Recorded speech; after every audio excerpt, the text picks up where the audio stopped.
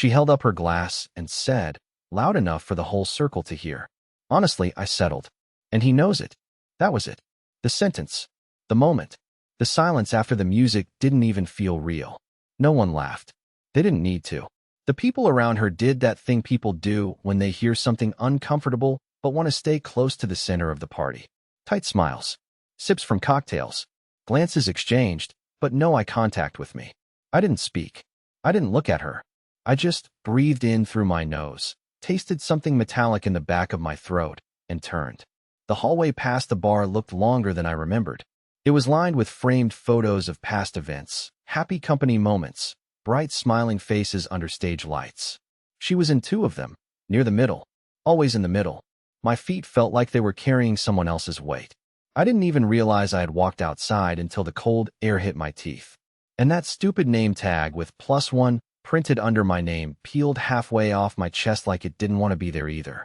A valet asked if I needed my car. I told him no. I just needed to sit. So I did, on a cold concrete planter full of something leafy and sharp that I didn't recognize. It scratched at my arm, but I didn't care. I should probably tell you what led up to that moment. But part of me doesn't want to. Because it means acknowledging that all the little things I ignored, the snide jokes, the dry sighs, the comments about some people being too sensitive, weren't little things at all. They were bricks. And the wall came down that night, in front of her manager, her team, and a guy from HR who once asked me if I was the driver. The irony? She invited me to that party, told me it was important that I be there, said she wanted me to see her world. I thought it was going to be some form of bonding, like how people go apple picking together in the fall and pretend they're not deeply tired inside. Instead, I stood there with a room full of strangers in tailored suits and overpriced shoes while the woman I married told everyone I was her emotional compromise. I wish I could tell you I stood up for myself, that I made a speech or knocked over the champagne tower or quoted some brilliant line from a movie. But I didn't. I left, quietly, like a backup dancer who missed his cue. I've replayed it in my head a dozen times. The tilt of her head, the way she said settled, like she was trying out the word for flavor. And the worst part? She didn't even hesitate. Do you know what that feels like? To realize you're not just not enough, but that your partner knows you're not enough and says it with a smirk, in public, because there's no fear of consequence? I do. And now I'm sitting in my garage with the engine off, the keys still dangling in the ignition, writing this down on my phone. I haven't gone inside yet. I don't want to see our kitchen, or our couch, or that framed photo by the stairs where we look like two people pretending we aren't halfway gone already. I don't know what comes next. I don't even know if this matters to anyone else. But that's what she said, and I silently walked away. I didn't go home that night. I know that sounds dramatic, but honestly, it didn't feel like I had a home to go back to. It felt like I had just walked out of a stage play I didn't know I was in, and the curtain had fallen without applause. I wandered for hours. First, I ended up in a convenience store parking lot, drinking a lukewarm coffee out of a cracked styrofoam cup, just staring at the neon light flickering above the entrance like it was blinking in Morse code. Lost. At one point, I opened my phone and scrolled through old photos. Us in Vermont. Her laughing, genuinely laughing, eyes crinkled at the corners. Us at her sister's wedding. She looked over at me instead of the camera, and I remembered how people used to say we were solid. People don't use that word for couples unless they mean not exciting, but unlikely to implode. I wanted to believe we were that, solid, boring but loyal. But that comment she made, I settled. And he knows it. I can't shake how effortlessly it came out of her mouth, like it had lived there a long time and finally found its moment to escape. And maybe that's what stings the most. Not just that she said it, but that she meant it. I didn't text her. I didn't even read the 3 messages she'd already sent by then. I checked into a cheap motel just off the highway. The kind with a buzzing vending machine in the hallway and floral bedding that looks like it's from another century. I laid there fully clothed, staring at the ceiling with its uneven texture, listening to the hum of bad air conditioning. I kept waiting to feel angry enough to scream or punch something, but all I felt was small. The next morning, I drove to work like nothing happened. Walked in with the same tie I wore to the party, only now with a mustard stain on it from whatever gas station sandwich I forced down at 3 a.m. No one noticed. Of course they didn't. My office is the kind of place where people can work for 6 years and still be called the wrong name. Leonard, someone said as I passed. Close enough. Around lunchtime, my phone buzzed again. Not a call. A text with a photo. It was her, at the office, smiling with her team. Like the night before hadn't happened. No mention of the party. No apology. Just a caption that read, Friday grind. I stared at it for a long time. Was this normal for her? Was I always the side note in her story? The accessory she kept around to appear balanced and grounded? Later that day, I finally listened to a voicemail she'd left. Hey. About last night. I was just trying to be funny, you know? You were quiet. I hope you're not blowing it out of proportion. Let's talk when you're home. Blowing it out of proportion. Right. Of course. That's the fallback, isn't it? Say something cutting, and if it lands wrong, label the reaction too sensitive. That phrase has haunted me for years. From her, from others. I'm too sensitive when I remember the tone, the timing, the words. But I wasn't hallucinating. I wasn't twisting it. She said what she said, and I heard it, and I can't unhear it. That evening, I didn't go home either. I sat in my car outside our place for 20 minutes, watching the lights on inside like they belonged to someone else. I saw her silhouette pass by the kitchen window. She was on the phone, laughing. Again, always laughing. I used to love that sound. Now it echoed with something I couldn't trust. I ended up back at the motel. Same room, same humming vent. I left my tie on the nightstand like it might get up and walk away. My phone buzzed again around midnight, and this time, it wasn't her. It was someone I hadn't heard from in a long time. Her ex. Not mine, hers. A guy I didn't even have saved in my contacts. But I recognized the number because I'd seen it once, years ago, during an argument we swore we'd never speak of again. He sent just one message. You should ask her why she was really late to the party. I stared at it for an hour. And then I typed, What do you mean? He responded, She was with me. I didn't sleep that night. Not even a minute. I just stared at the cracked ceiling tiles, listening to the broken buzz of the vending machine outside my room, and replaying that text from her ex over and over in my head like it was a voice message stuck on loop. She was with me. There's a moment, maybe you've had it too, where something in your chest just detaches. Not in a dramatic way. It doesn't shatter or scream. It simply unhooks, like a seatbelt coming loose in slow motion. That's what I felt. That click.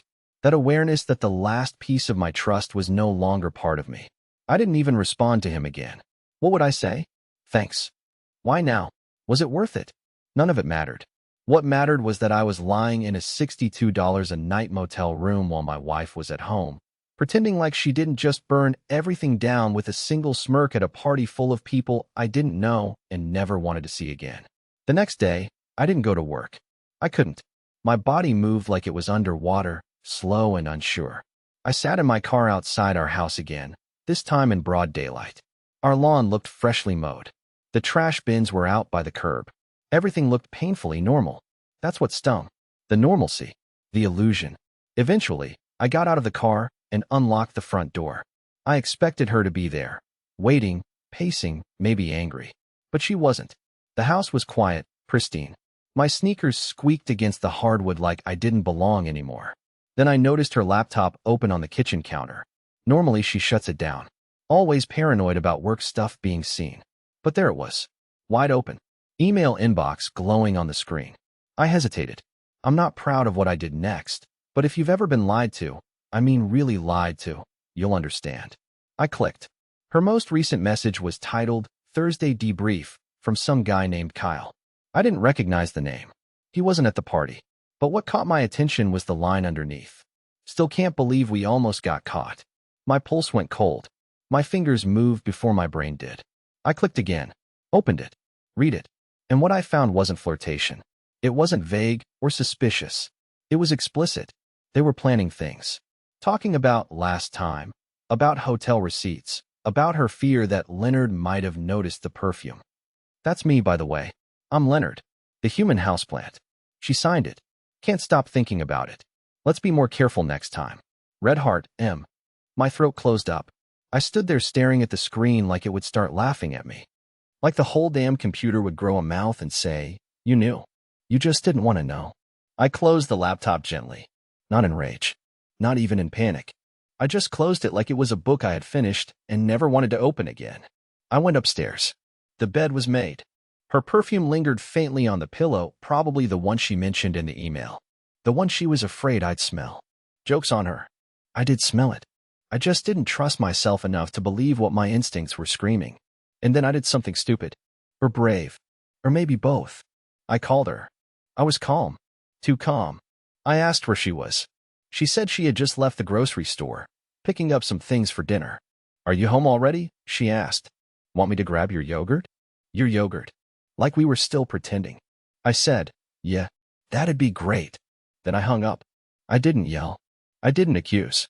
I didn't tell her that I knew. Not yet. Because I needed time. I needed a plan. I needed to figure out who I was now that I wasn't the person she could just lie to anymore. I opened a drawer and pulled out the old photo album from our wedding, something I hadn't looked at in years. Her smile in those pictures was the kind of smile you imagine staying with you forever. But now, it looked like a mask. A good one. One I fell for. As I flipped through the pages, something fell out, a small envelope. One of those mini cards that came with wedding gifts. I picked it up and saw a name scribbled inside I didn't recognize. Brent. And beneath it, a message written in heavy ink. He'll never be able to love you the way I do. But you already know that. I stared at it until the letters blurred. How many years had that been there? How long had she been keeping secrets tucked between our memories? I sat on the edge of our bed holding that small envelope like it was ticking. Brent. I didn't know a Brent. Or at least I didn't think I knew one. The name was common enough to mean nothing and sharp enough to mean everything. I opened our wedding album again and flipped to the guest list page, one of those handwritten mementos we'd made together during the planning phase. Dana had said it would be cute to have handwritten notes from people instead of a digital spreadsheet. Funny, right? The woman who once color-coded a packing list had no problem stuffing a love note from another man inside the album of our supposed happiest day. The name wasn't on the guest list. At least not as Brent. I stared at each entry like it might start rearranging letters. Maybe he used a fake name? Maybe he wasn't even there. Or maybe, and this was the part that really began to sink in, maybe he was there under my nose, shaking my hand, smiling in photos, toasting to my future with his girl. I should have stopped digging. A smarter man would have. But I couldn't. Once you lift the curtain, you can't pretend you don't see what's behind it. And what I saw next made everything worse. She came home that evening like nothing had happened. Grocery bags in hand, humming some song I didn't recognize, acting like this wasn't the most disjointed, fractured, eerie day of our marriage. She asked if I could help put the stuff away. I did. Like an idiot. I stood beside her and placed bell peppers in the drawer while trying not to shake. We had dinner like a sitcom couple. Chicken, rice, and her story about some coworker who kept bringing tuna to the office fridge. I nodded, laughed where appropriate, played along. I could feel my face stretching at the seams. She had no idea I had already read her emails. No idea I knew about Brent. No idea that I was falling apart inside and using a fork to distract my hands from trembling. After dinner, she went upstairs to shower. I stayed at the table, staring at my plate, wondering how many more lies were hidden inside this house. And then it hit me, her old laptop. She had replaced it a few months ago with a newer model. The old one was still in her closet, shoved in a shoebox under a pile of scarves she never wore. I waited until the water started running. Then I went up, opened the closet, and pulled it out. The charger was still with it. I plugged it in and waited for the hum. No password.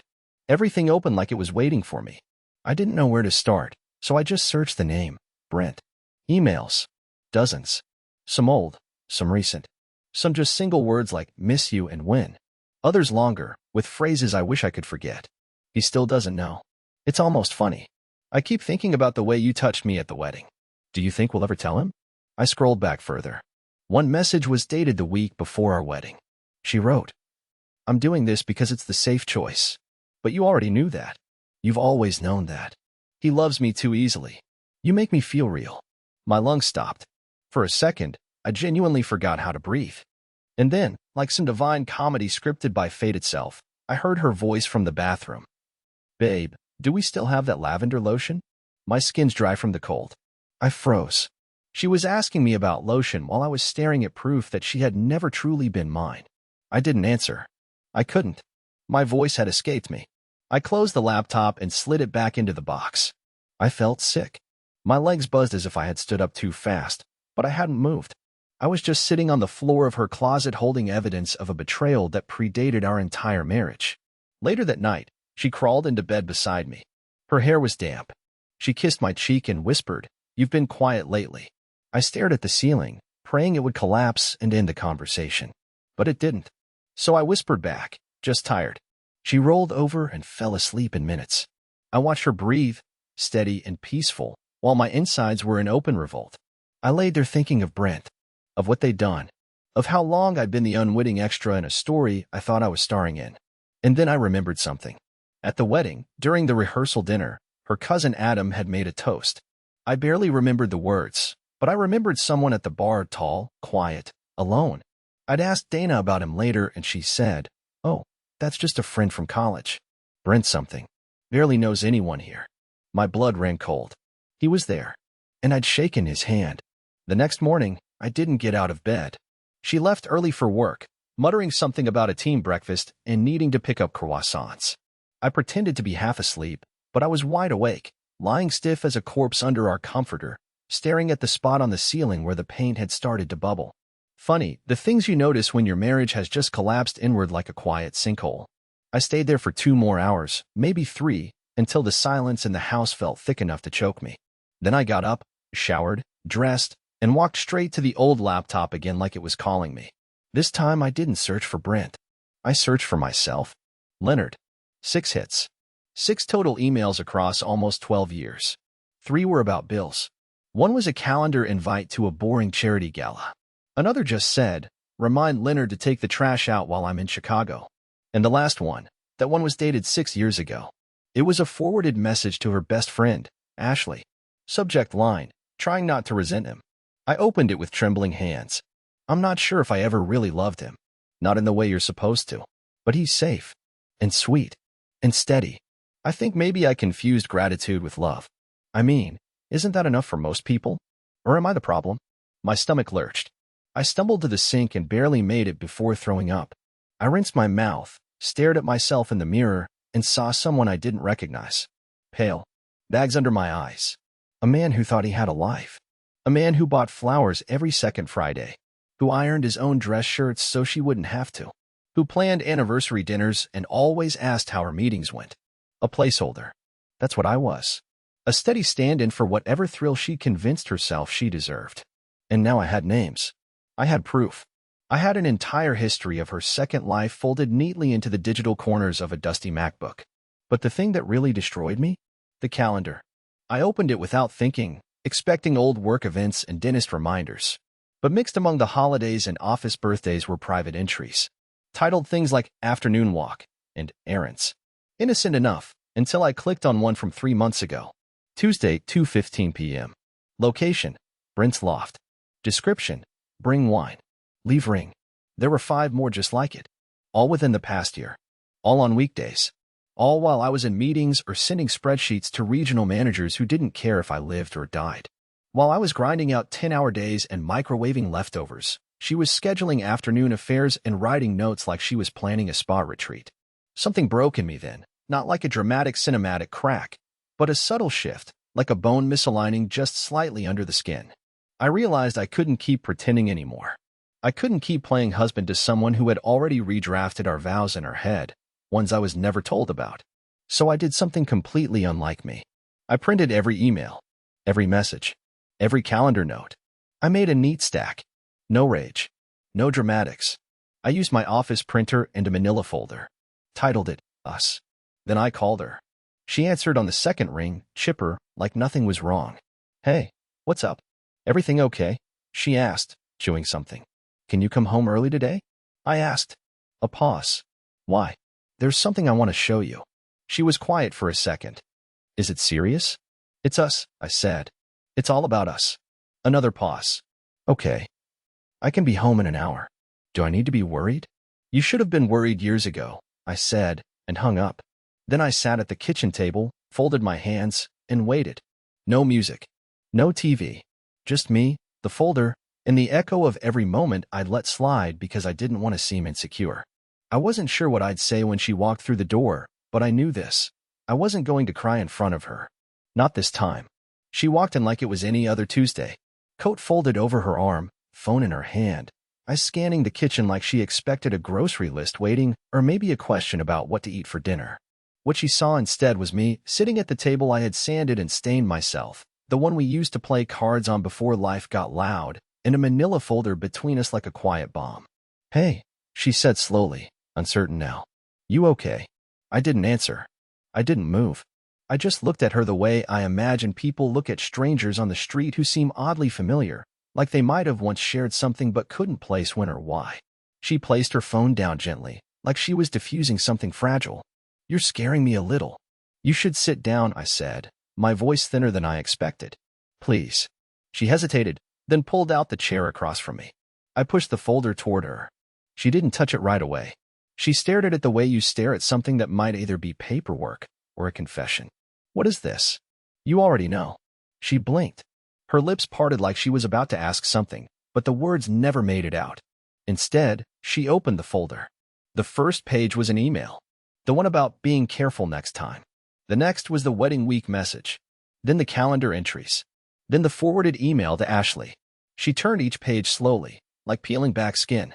And then she stopped, right at the note from Brent. That's when her hands started to tremble. She began, but I cut her off. "Don't lie.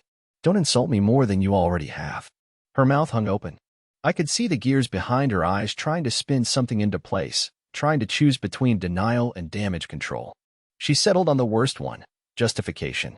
"I was lonely, Leonard. You pull away. You go quiet. You make me feel like I'm just existing in your routine." I almost laughed. Not because it was funny, but because it was so perfectly rehearsed. I'd heard that line before from movies, from TV, from friends who tried to explain their divorces with Hallmark excuses. "You cheated," I said. "Not once. Not just recently. For years. And you sat beside me night after night acting like we were something real." "I never meant to hurt you," she whispered. "But you did. Over and over. You build a life behind mine." "It wasn't a life," she snapped suddenly, voice rising. "It was moments. Escapes. It wasn't love. But it wasn't me," I replied. "And that's all I ever wanted. To be enough." Her eyes welled up then, but I didn't care. Not anymore. I'd spent too long drying those same eyes, holding her when she cried about work, about her parents, about people who didn't appreciate her. But who held me? Who cared when I started fading? She had the audacity to call me distant when she was the one dialing hotel numbers and leaving her ring on kitchen counters. Then she said something that made everything stop. "I always thought you'd leave first." I blinked. "What?" "You always seemed unhappy. Too quiet. Like you were somewhere else. I thought maybe, if I stayed ahead of it, if I controlled the story, it wouldn't hurt as much." "You pre-cheated?" I asked, baffled. "Is that what you're telling me?" She didn't answer. I stood then. For the first time in what felt like years, I stood for myself. I looked down at her and said the one thing I hadn't dared admit until now. I stayed quiet because I thought I didn't deserve more. Because every time you pulled away, I convinced myself I was overreacting. I shrank to make room for you. And all the while, you filled the space with other men. I didn't yell. I didn't throw anything. I just walked out. Again. But this time, I didn't go to a motel. I didn't sit in my car crying. I drove straight to my brother's place an hour away, parked in his driveway, and texted him, "I'm coming in. Please don't ask questions." He didn't. I slept on his couch that night, listening to the ticking of his kitchen clock and feeling something shift inside me, not healing, not yet, but something colder, cleaner, a silence that wasn't hollow, but clearing space. The next morning, I woke up to a message from her. Just one line. I stared at her message for 10 full minutes without blinking. "If you walk away from this, I'll tell everyone you abused me." I read it again, and again. Each time it felt more absurd and more dangerous. I could feel the blood drain from my face as I sat on the edge of my brother's guest bed, still wrapped in a blanket that smelled like his dog, and realized that the woman I had once promised everything to was now threatening to destroy me with one sentence. No proof. No conscience. Just the nuclear option, lobbed like a grenade into my life. It was 6:42 in the morning. I didn't reply. I didn't trust myself to say anything that wouldn't make things worse. I just got dressed, poured a cup of stale coffee my brother had brewed before his morning shift, and sat quietly in his kitchen as the reality unfolded. She wasn't just a liar. She was dangerous. She wasn't just cheating. She was rewriting history before it even finished playing out. And I couldn't let her do that. I called a lawyer that afternoon. Not one of those billboard types with the toothy grin and slogans like, "We'll fight for you." No, I needed someone quieter, smarter, My brother connected me to a friend of a friend, a woman named Christine. She had a calm voice, like someone who'd seen the worst of people and learned to keep her hands steady. I told her everything. I held nothing back. She listened, asked pointed questions. Then she said the first thing that gave me the tiniest flicker of hope. You've been keeping everything, right? Emails, screenshots, calendar entries. Yes, I said. Everything's printed and stored, and backed up on a drive. Good, she replied. Then let's make sure she knows she can't just rewrite your life. That night, while I was still at my brother's place, Dana sent another message. This one was longer, full of emotional whiplash. She started by saying she didn't mean it, that she was in pain and felt betrayed by how cold I was being. She called me calculating. She said I was always 1 foot out the door. Then she pivoted hard, claimed she felt physically unsafe around me in recent months, that I had been passively controlling, that my silence felt like intimidation. And then the last line. I've already spoken to someone about what's been going on. If you force this to get messy, I will protect myself. I could barely breathe. Not because it was true, none of it was, but because I knew how fast stories like that spread. How quickly the world believes the worst version of you when someone says it with tears and trembling hands. And I knew she was capable of that performance. I'd seen it. Dana didn't cry. She curated emotion. She could manufacture a breakdown on cue. She could weaponize vulnerability like no one I'd ever met. I saved the message. Sent it to Christine. She responded within minutes. Do not engage. Let me handle everything from this point forward. No calls. No texts. If she contacts you again, document it. We'll file. Part of me wanted to scream. To tell everyone. To write a Facebook post and lay out every betrayal like a timeline of war crimes. But I didn't. Because I knew that would feed her narrative. I knew she was waiting for me to crack, to appear volatile. And I wasn't going to give her that. Instead, I disappeared. I called my office and requested a leave. Told them it was personal, no timeline. They agreed, surprisingly understanding. Maybe they heard something in my voice. Or maybe they just didn't care. Either way, I packed a small bag and drove 4 hours north to a cabin my cousin owned near Lake Hartley. No cell signal. No internet. Just me, the wind through pine trees, and the echoes of everything I had let fester inside me for too long. The first 2 nights I barely slept. My mind wouldn't stop replaying her voice, her laugh, the smug look on her face at the party when she said she had settled. Every time I closed my eyes, I saw her with Brent. I saw her typing messages to men I never met while I made her coffee and folded her laundry. But by the 3rd night, something shifted. It was small, barely noticeable. But I heard myself breathe, and for the first time in weeks, it didn't sound like a struggle. It sounded like a man slowly realizing that silence doesn't always mean weakness. Sometimes it's what survival looks like. And then, just when I thought I had found a moment of peace, it happened. A knock on the door. 3 sharp knocks. Precise. Not the wind. Not some lost hiker. Someone intentional. I opened it. It was Ashley. Her best friend. The one from the email. The one Dana had confided in. The one I always thought was just another enabler.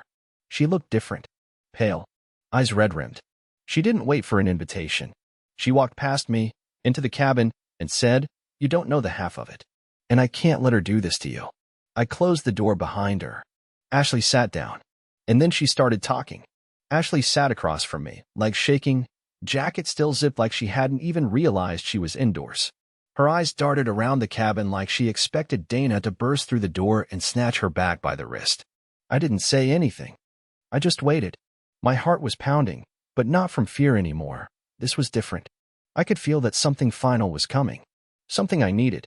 I should have said something years ago, she whispered, voice cracking.